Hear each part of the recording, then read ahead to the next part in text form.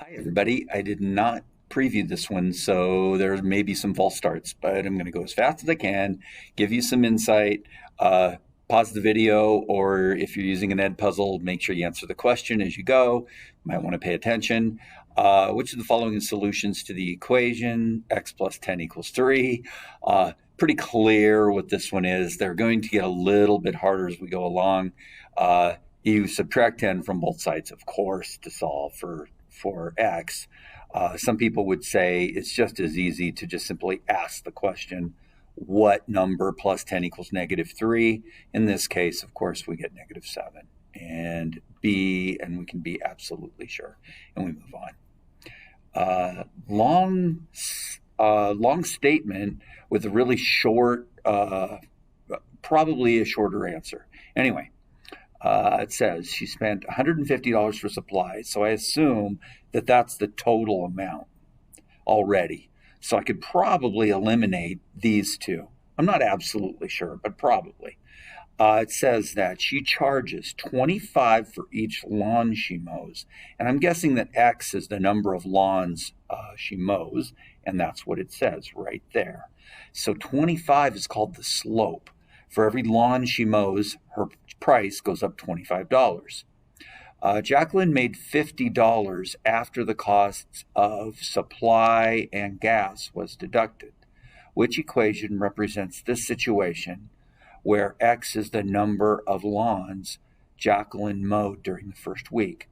I was wrong. It looks like $50 was the answer. So we need to be careful of assuming. It says that she spent $150 for supplies, and after it was deducted, she made $50. So this was her profit. It says, which equation represents the situation where X is the number of lawns? And we're looking at A, which is probably correct. Didn't mean to trick you, but we need to read the question carefully, and I just made an assumption, and bad idea. Like I said, I didn't preview these. This one looks like a system of equations.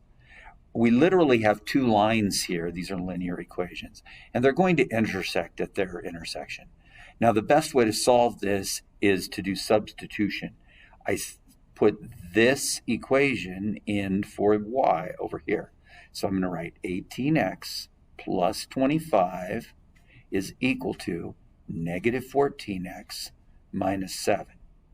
And then I'm going to solve this equation.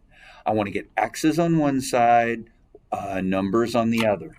So probably the easiest is to add the 14x to both sides. Now, I normally would subtract the 25 at the same time. Some people get confused, so I'm going to go ahead and do this addition. This is going to be 32x plus 25 is equal to negative 7. Now, normally I would have just subtracted the 25 in the same line up here.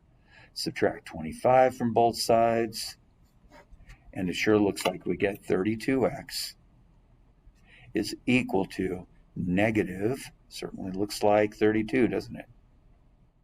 And then we divide by 32, and we get our answer. Now, our answer is for x, not y. And then we still have to find the value of y when x is the answer that you get here. Shall I finish it? No, it's too easy. You go ahead and finish it and solve it for yourself. I'm sure you can finish it from there. This one is called a literal equation sometimes. We're taking a formula with just variables in it, and we want to solve for A. We want to get A by itself. Now, sometimes this can get really difficult. In this particular case, it's really not that hard. So we have AX minus Y is equal to BXY, where we want to get the A by itself. Well, think about how you would do that if you wanted to solve a normal equation with numbers. You have to get rid of the negative y, and then you have to get rid of the x. One way to do that is to add y to both sides, and I'll do it in 2 steps. I normally wouldn't even bother, but AX then is equal to BXY plus Y. You can't add these two things because they're not like terms. You could factor out the Y, but you don't need to. Your last step is to divide by X, and then you get your answer. It looks like it's there, and you can move on because we have A by itself. Number 5, this is a function, and it says this function models the height of a football t seconds after it's kicked. This is actually in meters per second squared. This is the effect of gravity on the football. And the 10 is the effect of the kick upward. This is the upward force on the kick. What is the interpretation of h of 2? Well, recognize that 2 is the time in seconds, t seconds. So 2 is 2 seconds, and we want this to be 0.40 is the height after 2 seconds. And you can find it on there. This is going to be the height of the football after 2 seconds. It's probably going to go up and then come back down again. Anyway, solve it for yourself. Number 6, these marks mean absolute value. Now, I'm going to show you something that I do when I teach absolute value equations. The first thing is I want to get the absolute value by itself. Now, what you could do is you could substitute in these numbers and see which one is true. But I just want to show you something. So I've got 15 minus x minus 9 is equal to 0. So my first step, is that a 15? Yeah, it's supposed to be 15 minus x. Sorry, it looks a little funky there. Add 9 to both sides. My red pen. Add 9 to both sides, and we get the absolute value of 15 minus x is equal to 9. Now, hopefully you know that the whole idea of absolute value is that you take any number and make it positive. So if the number under my, or if the value under my finger is equal to 9, then that's true. But it's also true for negative 9.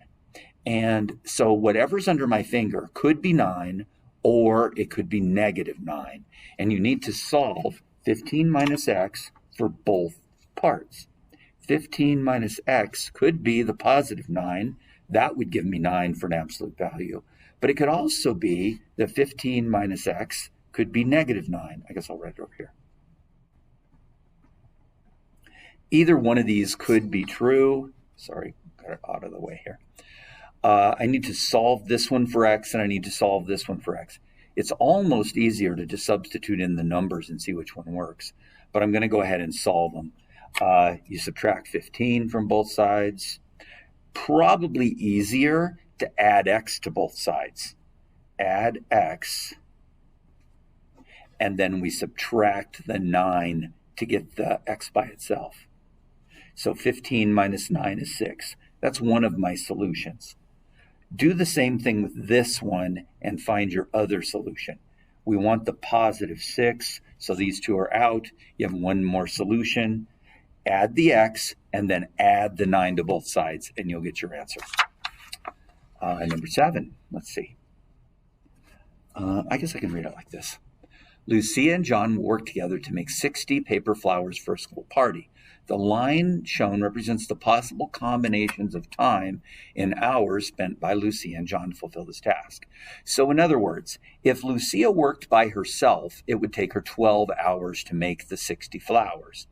If John worked by himself, it would take him 14 and a half hours to make the 60 flowers. That seems reasonable. Guys are going to take longer. According to the graph, on average, how many paper flowers will Lucia make per hour? Well, she can make the 60 flowers in 12 hours. Now, what's nice is you could literally go anywhere on this graph where there's an open number. For example, it looks like this one is right on the 10, for him and 4 for her. Oh, no, you can't. You have to go all the way to here. Sorry, my bad. Anyway, there it is. She makes 60 flowers in 12 hours, so figure out how many she makes per hour, per 1 hour. You're going to have to reduce this. I was thinking I could cheat on it a little, but you can't. You got to go to the absolute y-intercept. All right. This is an exponential function, that has been translated up 1 unit. Now, the trick is that a lot of people get confused about that. The reason that I say it's translated up 1 unit is that any number to the 0 power is 1. And then as you get negative exponents, they get smaller and smaller and smaller. So this is a standard, what do you want to call it? A little slow today. Reciprocal function, or y equals 1 over x. This is an equation here where, y equals 2 to the x. There we go, dummy. Not a reciprocal function, it's an exponential function. Y equals 2 to the x would be right here on this red one.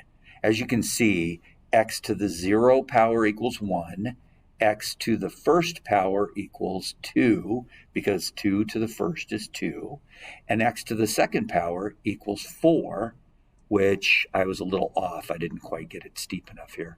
There we go. Now it's a little steeper. You can see it gets steeper as it goes. X to the negative 1 equals 1/2, and so on. Now, the problem with this one is that it's been translated up 1 unit. So you have to modify this, because that function up here is not displayed correctly. It's been, the red one is the y equals 2 to the x power. And we translated it up 1 unit. All right, number 9. This one is looks like a standard circle graph, maybe. Could be a circle. It says it's a circle. What is the perimeter of the square? Wow, there is so much here. If the circle's inscribed in a square, wow. I don't see any easy way to do this. You have to know a lot, I think, to be able to solve this. I'm going to see if there's another way, but I don't think so. Y squared minus 6y, and then I'm going to add the 47. If you've never seen standard form circles, this isn't going to make much sense to you. What you have to do here is complete the square and complete the square, and that'll give you your radius squared. So if I complete the square here, this is x minus 5 squared. And so the negative 5 times the negative 5 is the plus 25. If I add 25 to this side, I have to add 25 to this side. This is called completing the square and applying it to a special situation with a standard form circle equation. Anyway, this one is y minus 3 squared. So this number is plus 9. That's going to complete our square. And when we add these together, you get 9 and 25 and 47. We're going to add all this together. That's going to give you 1, carry the 2. That's going to be 81. Okay, so if I were to read this function right here, this is called a standard form circle equation, where we have x minus h squared plus y minus k squared equals r squared.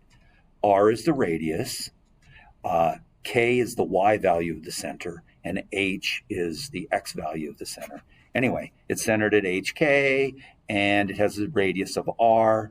If the circle is inscribed in a square and its radius is 9, because r squared is 81, so the radius of the circle is 9, then that's the radius of the circle.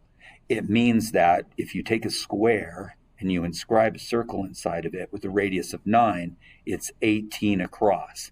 And 4 times 18, because we want the, they said they want the perimeter of the square, is 8 times 4 is 2, carry the 3. Looks like 72. And 72 is the perimeter of the square. A very, very difficult problem. I don't see any other easy way to do it. Which of the following, basically I would have guessed on this one and skipped it. Which of the following expressions is equivalent to a over 4 plus b over 3 squared? Well, let's see. What are they doing? Oh. Okay. They're squaring this thing, and they're multiplying it times itself. And, of course, a over 4 is the same as 1/4 a, and b over 3 is the same as 1/3 b. But I'm just going to leave it like this, plus b over 3. You have to multiply every term by every other term. This is going to give us the a squared over 16. So that's our first step. Now, we are going to get a middle term, so this one isn't right, and this one isn't right. This one isn't right, and we know that it has to be this one, and we could finish it up, but if you know that a squared over 16 has to be your first term, and you have to have a middle term, you know, sorry, I didn't show this one, that it has to be this one. I could finish it by multiplying these together and adding them, but I will get ab over 6, and then I am going to get the b squared over 9 at the end. Anyway, there is a shortcut for that one. Oh, this is what the Algebra 2 students are doing right now.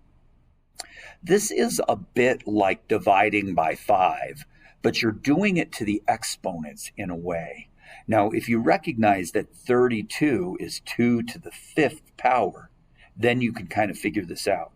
This is to the 5th root of this, a to the 3rd, b to the 4th, and this is equivalent to 2 to the 5th, a to the 3rd, b to the 4th, all to the 1/5 power. And we're multiplying exponents. In this case, we're dividing by the root. So this would be 2 to the 1st. 5 times 1/5 is 1, or 5 divided by 5 is 1. A times 1, the exponent, 3 times 1/5 is 3/5. 3 divided by 5 is 3/5. This is the exponent on the A, and the B is, of course, 4 divided by 5, or 1/5 of 4, which is 4/5. And so this is our solution, and we can move on. Clearly, if you take a 5th root, you're not going to get the 32. You are going to get the 2, and this one is the one we're looking for right there. Anyway, we've got a cone, and it looks like a semicircle right here. So basically, here's our cone, and there's the center. Sometimes it helps to put a radius on it. There's a radius if that helps. So this is a semicircle, or hemisphere, hemisphere and a cone added together. It says, have bases of equal circumference and when connected at their bases as shown. The diameter of the base is 6, so the radius is 3. They said the diameter is 6. I would rather have the radius because it's easier to use with the formulas. And the height of this thing, I'll draw in the height here for you. This is the height of the cone. It says is 9 centimeters. Oh no, it says the total height is 9 centimeters. So this piece is 3, and the height of the cone is 6. Tricky little question there. So the height of the cone is 6. What is the total volume? So a couple of things you have to know. You have to know that the volume of a cone is 1/3 pi r squared h, which you have to know that's the volume of a cone. And you also have to know the volume of a sphere, which is 4/3 pi r cubed. This is only half of a sphere, so you're going to have to divide this by 2 or take half of it because it's only half of a sphere. Anyway, there it is. There's your equations. So I have volume equals of the cone is 1/3 times pi times 3 squared times the height of the cone, which is 6. This 3 cancels with one of these. So the volume of the cone is 18 pi. Now we want the hemisphere. So I'm going to take 4/3 times pi times 3 cubed. And then I have to take half of it because it's only half of a sphere. So now, I'm going to move this over here a little bit. This 3 cancels with one of these to give me 3 squared, and the 2 cancels with the 4 to give me 2. So I've got 9 times 2 is 18 times pi. Interesting. These have equal volumes, and when you add them together, you get 36 pi. And there it is, B. Really, really kind of a tough problem there. Let's see. Not as hard as the circle one, though. One of these 2 linear systems and equations in a system is given. The system has exactly one solution. Which equation could be the second equation in this system? Oh, it has exactly one solution. Okay. One of the things they're asking about is you can't have parallel lines in a system of any way. They can't be parallel or equal. Now, it just so happens that if I multiply by -4 by this equation, I get this. Negative 8x plus 8y. This A has the same slope as this one, so they are parallel. If I had gotten -8 over here, then they would be the exact same equation, and I'd have an infinite number of solutions. This is not correct. Now, this one's a little hard to see, but the same idea occurs. If I subtract 3x and divide by -3, I'm going to get a +1 slope, just like I do for this one. Maybe I should show that. 2x minus 2y equals 2. So if I subtract the 2x from both sides, hopefully some of you understand what I'm doing. I have -2y is equal to -2x plus 2. Then I divide by -2. You see, this gives me a +1 for my slope, 1x minus 1. This is the equation in slope-intercept form. Well, this equation, if I subtract the 3x and divide by -3, I get a slope of 1. So this one is out. In this one, if I add the x and divide by 1, or just add the x, oh my goodness, it is the exact same equation that's here. This has an infinite number of solutions, so that one is out. This one has no possibility of having the same slope as this one. So there is only one solution. I would have been able to do this equation or this problem very quickly because I know that these two numbers are different and there's no way that that's going to have a slope of 1. And this one does have a slope of 1. So I would have been able to find it very quickly. Anyway, a lot of stuff there. Hopefully some of it makes sense for you. And I will see you back again sometime. Bye.